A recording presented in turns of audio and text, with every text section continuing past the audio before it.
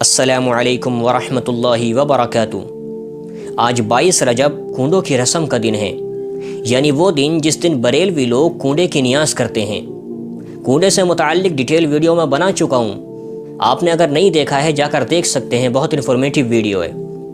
یہاں ہم بات کریں گے کونڈوں کے جائز ہونے پر دیے جانے والے دلائل کے بارے میں کہ آخر کونڈے جائز ہیں تو ان کی قرآن و سنت سے دلیل ہے کیا کوئی قرآن کی آیت ہے یا کوئی حدیث ہے یا صحابہ تابعین ائمہ اربعہ کا کوئی قول ہے، عمل ہے، کیا ہے؟ اس کے بارے میں ہم اس ویڈیو کے اندر بات کریں گے۔ میں آپ کے سامنے ایک ویڈیو چلا رہا ہوں الیاس قادری صاحب کا، دعوت اسلامی سے تعلق رکھتے ہیں، بریلوی کو بڑے عالم ہیں۔ آپ ذرا ان کی ویڈیو کو غور سے دیکھیے اور اس بات کو نوٹ کیجئے کہ انہوں نے کونڈے کے جائز ہونے پر آخر کیا دلیل بیان کی ہے، اس کے بعد ہم بات کرتے ہیں۔ سیدنا امام جعفر صادق رحمۃ اللہ علیہ کا عرس ہوتا نا، تو ان کے ایصال ثواب کے لیے کونڈے برنا یہ مسلمانوں میں رائج ہے۔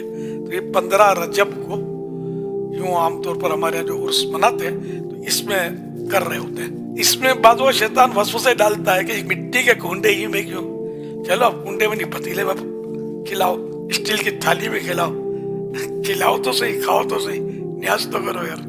تو اس میں کیا حرج ہے؟ مطلب اگر کونڈے رائج ہو گئے، سر بات وہ غلط ہوتی ہے شریعت سے ٹکرائے، منع بھی نہیں ہے نا۔ جو کام شریعت میں منع نہیں ہوتا وہ جائز ہوتا ہے، ورنہ تو آپ قدم بھی نہیں اٹھا سکتے۔ قرآن کریم کھال پر، ہڈیوں پر لکھا جاتا تھا پہلے، پتوں پر، تو اب تو بہترین چھپائی ہو رہی ہے۔ پھر صحابہ کرام کے دور میں قرآن کریم پر زیر زبر پیش بھی نہیں لگے تھے، اعراب نہیں لگے تھے، یہ سب بعد میں آئے۔ تو سب اوکے ہیں تو کونڈے بھی کھانے دو نا، جو کھاتا ہے اس کو۔ آپ کے منہ میں پانی آتا تو آپ بھی کھا لو، اور کیا کہہ سکتا ہوں۔ تو یہ ایک ایصال ثواب ہے، ایصال ثواب ہے۔ اس کو نیاز جو ہے نا وہ احتراماً کہا جاتا ہے۔ عام لوگوں کے ایصال ثواب کے لیے کھانا وغیرہ پکایا جاتا ہے، وہ فاتحہ کا کھانا بولتے ہیں اس کو، فاتحہ۔ اور وہی کھانا جو بزرگوں کے ایصال ثواب کے لیے پکایا گیا تو اس کو احتراماً نیاز بولتے ہیں۔ لفظ کا فرق ہے، باقی کوئی مسئلہ نہیں ہے، بات وہی ہے، ایصال ثواب ہے۔ شرعاً اس میں کوئی بھی قباحت نہیں ہے۔ آپ بولو یہ فکس کیوں کر دیا؟ تو میں نے کہا سارا سال بھی تو کر سکتے ہیں، پھر ایک کھیر پوری کی نیاز ہی کیوں؟ تو یہ بھی شرط نہیں ہے ایصال ثواب کے لیے، لیکن ایک چیز مسلمانوں میں رائج ہے اور اسلام سے نہیں ٹکراتی۔ روزانہ آپ کو چاول چاہیے، یہ کہ صحابی نے روزانہ دوپہر کو چاول لنچ میں کھائے تھے بھائی۔ آپ کو مطلب تندور ہی کی روٹی جمتی ہے اور کچھ اچھا نہیں لگتا، یہ مطلب جو سب کھاتے ہی نا پیار، جو آپ کی پسند ہے اور ریگولر کھاتے ہیں تو ریگولر کھائیں، یا ناغے سے کھائیں، یا فکس دن میں چھٹی کا دن ہوتا ہے تو تھوڑا عمدہ غذائیں گھروں میں پکتی ہوں گی کہ صاحب چھٹی ہے، تھوڑا فرصت ہے تو چلو بھائی ذرا اچھا پکا لو، اچھا کھائیں گے، تو کوئی حرج نہیں ہے اس میں، جب تک شریعت سے کوئی چیز ٹکراتی نہ ہو۔ تو اسی طرح کونڈے بھی شریعت سے نہیں ٹکراتے اور ایصال ثواب جائز ہے۔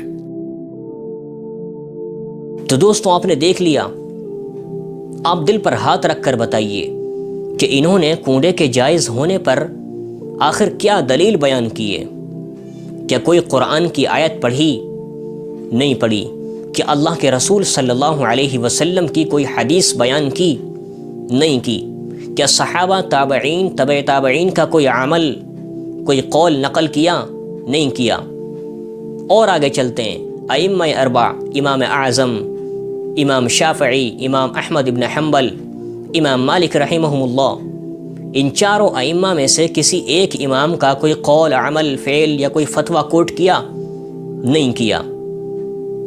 معلوم ہوا کہ ان لوگوں کے پاس قرآن و سنت سے کونڈے کے جائز ہونے پر سرے سے کوئی دلیل ہے ہی نہیں۔ اصل میں کونڈے کا لفظ ہی عربی میں استعمال نہیں ہوتا، یہ تو پنجابی زبان کا لفظ ہے جو اردو میں استعمال ہونے لگا، اور ہماری ساری شریعت چونکہ عربی کے اندر ہے، تو جب یہ لفظ ہی عربی کا نہیں ہے تو عربی کے اندر کہاں سے اس کا ثبوت مل سکتا ہے؟ قرآن و سنت میں کہاں سے اس کی کوئی دلیل مل سکتی ہے؟ دور دور تک اس کا قرآن و سنت سے کوئی واسطہ اور کوئی تعلق ہے ہی نہیں۔ اور یہ بات آپ خوب یاد رکھیے کہ جن کاموں کا تعلق عبادت سے ہوتا ہے، جن کاموں کو کرنے کے بعد ہم یہ سمجھتے ہیں کہ ہمیں ثواب حاصل ہوگا، ہمیں نیکی حاصل ہوگی، تو ان کاموں پر قرآن و سنت سے واضح طور پر دلائل کا موجود ہونا ضروری ہوتا ہے، ورنہ ان کاموں کو نیکی کا کام یا ثواب کا کام یا عبادت نہیں کہا جا سکتا۔ میں دنیا کے کاموں کی بات نہیں کر رہا، دین کے کاموں کی بات کر رہا ہوں، اور آسان لفظوں میں آپ کو سمجھاتا ہوں۔ مثلا اسلام کے اندر جتنی عبادات کی جاتی ہیں، چاہے وہ نماز ہو، روزہ ہو، حج ہو، زکوٰۃ ہو، کچھ بھی ہو، کوئی بھی نیکی کا کام ہو، تو ان سب پر ہمارے پاس قرآن و حدیث سے ڈھیروں دلائل موجود ہوتے ہیں۔ مثلا نماز کی کیا دلیل ہے؟ اللہ نے قرآن میں بار بار فرمایا اقیم الصلاۃ۔ زکوٰۃ کی کیا دلیل ہے؟ اللہ نے بار بار فرمایا آتوا الزکاۃ۔ روزے کی کیا دلیل ہے؟ اللہ فرماتا ہے یا ایھا الذین آمنوا کتب علیکم الصیام کما کتب علی الذین من قبلکم لعلکم تتقون۔ حج کی کیا دلیل ہے؟ اذن فی الناس بالحج یاتوک رجالا۔ اور احادیث اس کے مقابلے میں الگ ہیں بے شمار۔ تو ہمیں پتہ چلتا ہے کہ یہ عبادات ہیں، نیکی کے کام ہیں، ثواب کے کام ہیں۔ تو جن چیزوں کا تعلق عبادت سے ہوتا ہے ان پر ہمارے پاس کوئی نہ کوئی دلیل ہوتی ہے، اس لیے ہم اس کو عبادت سمجھ کر یا نیکی کا کام یا ثواب کا کام سمجھ کر کرتے ہیں۔ اور جن چیزوں کا تعلق عبادت سے نہ ہو بلکہ دنیا سے ہو تو اس پر کوئی دلیل نہیں چاہیے۔ اس کو میں آگے چل کر آپ کو سمجھاتا ہوں۔ پہلے یہ بات سمجھ لیجئے کہ جب کنڈے کو آپ کہتے ہیں کہ یہ ثواب کا کام ہے، نیکی کا کام ہے، اس کو کرنے کے بعد ہمیں ثواب حاصل ہوگا، اللہ راضی ہوگا، تو پھر اس کے لیے بھی تو قرآن و سنت سے کوئی دلیل ہونی چاہیے۔ آخر وہ دلیل کیا ہے؟ وہ دلیل کیوں نہیں پیش کی جاتی؟ اچھا پھر انہوں نے کیا دلیل پیش کی کہ بھئی شریعت کے اندر جو کام منع نہیں ہوتا وہ جائز ہوتا ہے۔ اچھا اگر اس دلیل کو ہم صحیح مان لیں تو چلیے اسی کا ثبوت پیش کیجئے کہ یہ دلیل کون سی کتاب میں لکھی ہوئی ہے، کس محدث نے، کس مفسر نے، کس امام نے یا کس تابعی نے یہ دلیل اپنی کتاب کے اندر لکھی ہے کہ جو کام شریعت میں منع نہیں ہوتا وہ جائز ہوتا ہے؟ آپ وہ بھی نہیں دکھاتے۔ تو آپ بات کو سمجھیے، کنڈے کے جائز ہونے پر ان لوگوں کے پاس قرآن و سنت سے سرے سے کوئی دلیل موجود ہی نہیں ہے۔ اگر ہوتی تو یہ لوگ پیش کرتے۔ اس طرح کے جملے بول کر آپ نہیں نکل سکتے کہ بھئی شریعت میں جو کام منع نہیں ہوتا وہ جائز ہوتا ہے۔ ایسے تو بہت سارے کام جائز ہو جائیں گے۔ مثلا کل کو کوئی سرفرا اٹھے گا اور کہے گا کہ بھئی اذان ختم ہوتی ہے لا الہ الا اللہ پر، میں اب محمد رسول اللہ کا اضافہ کر کے اذان ختم کیا کروں گا، اور دلیل یہی بیان کرے کہ بھئی منع تو نہیں ہے اور آپ منع دکھا بھی نہیں سکتے، تو کیا آپ اس کو صحیح مان لیں گے؟ آپ کہیں گے کہ بھئی اللہ کے نبی سے ہمیں اتنا ہی ثبوت ملتا ہے، اس سے آگے بڑھنے کی ہمیں اجازت نہیں ہے۔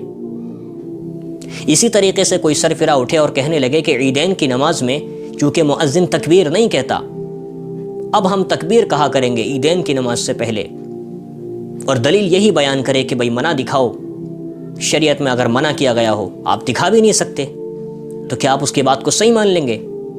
آپ نہیں مانیں گے، آپ کہیں گے کہ بھئی اللہ کے رسول سے ہمیں اتنا ہی ثبوت ملتا ہے، اس سے آگے بڑھنے کی ہمیں اجازت نہیں ہے، گنجائش نہیں ہے۔